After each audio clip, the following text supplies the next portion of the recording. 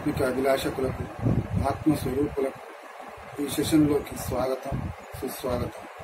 గత సెషన్లో మనం మనసును స్వాధీనం చేసుకోవడం వల్ల కలిగే ప్రయోజనాల గురించి కొన్ని చర్చించాం. ఈ సెషన్లో వాటిని విశ్లేషిద్దాం. మనసును స్వాధీనం చేసుకోవడం వల్ల కలిగే ప్రయోజనాలు ఏమిటో మొదట మన మనసుకు స్పష్టంగా తెలియజేయాలి.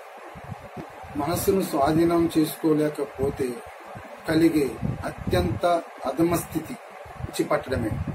నాగరికతలనేవి ఎంత సౌభాగ్యవంతంగా ఉన్నా, స్థిరమైనవిగా కనిపించిన సామాజిక స్థాయిలో మనసు స్వాధీనంలో లేకపోతే ఆయా నాగరికతలు వినాశనానికి దారితీయబడతాయి. అలాగే ఇతర స్థాయిలో ప్రత్యక్షంగా, పరోక్షంగా మనసును స్వాధీనం చేసుకోలేకపోవడం వల్ల కలిగే చిన్నవి, పెద్దవి అనర్థాలు, నష్టాలు ఎన్నో ఉంటాయి. మనిషి యొక్క వ్యక్తిత్వం సమగ్రంగా వికసించకుండా స్వాధీనం తప్పిన మనస్సు సమర్థవంతంగా అడ్డుకుంటుంది. మనోనిగ్రహాన్ని కోల్పోయిన వ్యక్తి అసాధారణమైన పోకడలు, విపరీతమైన అంతర్మదనం వల్ల కలిగే ఒత్తిడితో వినాశనానికి గురి అవుతాడు. అత్యంత అనుకూలమైన పరిస్థితుల్లో కూడా అతడు తన సామర్థ్యాన్ని పూర్తిగా వినియోగించుకోలేకపోతాడు. మనస్సు స్వాధీనంలో లేకపోతే మనశ్శాంతి అనేది ఉండదు. మనశ్శాంతి లేని వ్యక్తి ఆనందంగా ఎలా ఉండగలుగుతాడు?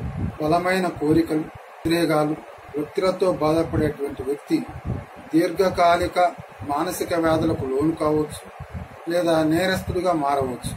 మరి అటువంటి వ్యక్తి కుటుంబ యజమాని గనక అయితే ఆ కుటుంబంలో క్రమశిక్షణ రాహిత్యం, అక్రమ ప్రవర్తన, దుష్టబుద్ధులు ఎక్కువై దుర్మార్గమైన సంబంధాలు ఏర్పడి అది కుటుంబ వినాశనానికి దారితీయవచ్చు. ప్రగతి, అభివృద్ధి, ప్రశాంతత అనేవి ఏ రంగంలోనైనా సాధించాలంటే ఖచ్చితంగా మనసు స్వాధీనం చేసుకుని ఉండాలి. మనసును స్వాధీనంలో ఉంచుకోలేని జాతి తన అభివృద్ధిని నిలుపుకోలేవు. మనసు స్వాధీనం చేసుకోవటం వల్ల కలిగే ప్రయోజనాలను ముందుగా మనం తెలుసుకోవాలి. ముందుగా మనం తెలుసుకొని వాటిని స్పష్టంగా మన మనసుకు తెలియజేయాలి. మన మనసును స్వాధీనం చేసుకోవడానికి బలమైన సంకల్ప బలం ఉండాలి, తయారు చేసుకోవాలి. ఆ దృఢమైన సంకల్ప బలం తయారు చేసుకోవడానికి ఒక మార్గం ఉంటుంది. మనం మన మనసును స్వాధీనం చేసుకోలేకపోతే అధోగతి పాలవుతామనే సత్యాన్ని మన మనసుకి తెలియజెప్పాలి. మనం మనసును స్వాధీనం చేసుకున్నామా లేదా అన్న సత్యం మీదనే మన భవిష్యత్తు ఆధారపడి ఉంటుంది అనే విషయాన్ని మనకు మనమే తెలియజేసుకోవాలి. కనీస భౌతిక అవసరాలు తీరిన తర్వాత ఇతర విషయాలు మనకు ముఖ్యమనిపిస్తాయి.